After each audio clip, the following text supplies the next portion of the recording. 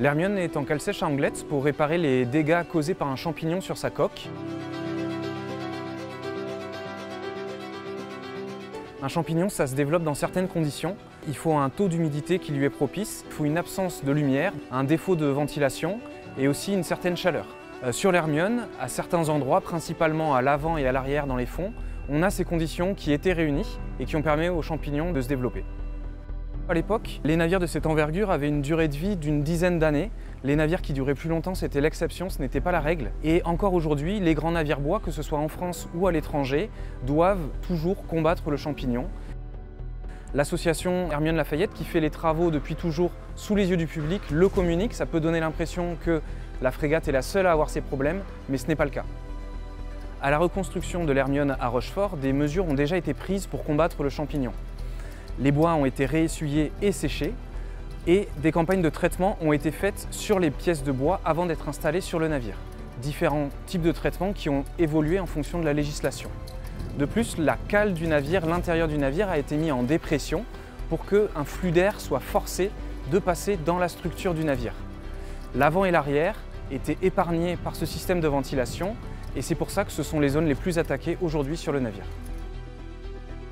Aujourd'hui, nous constatons que les mesures prises à la reconstruction n'étaient pas suffisantes puisqu'un champignon s'est développé sur le navire et donc nous modifions la conception historique du navire pour renforcer les endroits où la ventilation peut passer. Particulièrement à l'avant et à l'arrière, on allège la structure.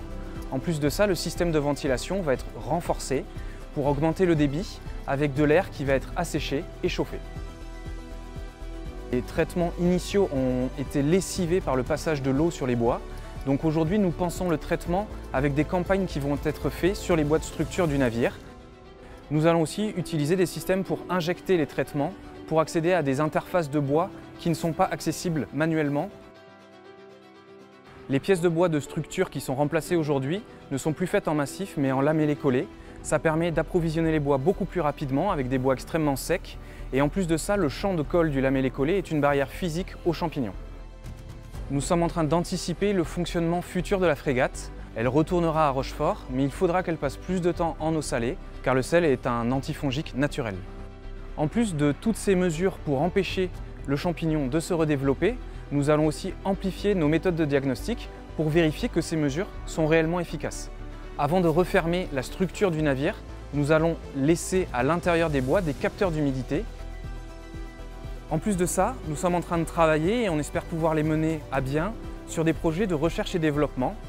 Le premier projet permettrait d'adapter un radar qui est aujourd'hui utilisé dans le bâtiment pour diagnostiquer l'ensemble des couches de bois du navire sans avoir à les déposer. Le deuxième projet recherche et développement permettrait de relever la densité de spores de champignons dans l'air et donc de voir s'il y a un pic de densité et si un champignon est actif ou non sur le navire. Toutes les mesures que je viens de lister nous rendent confiants sur la réparation du navire et sur sa durée de vie demain.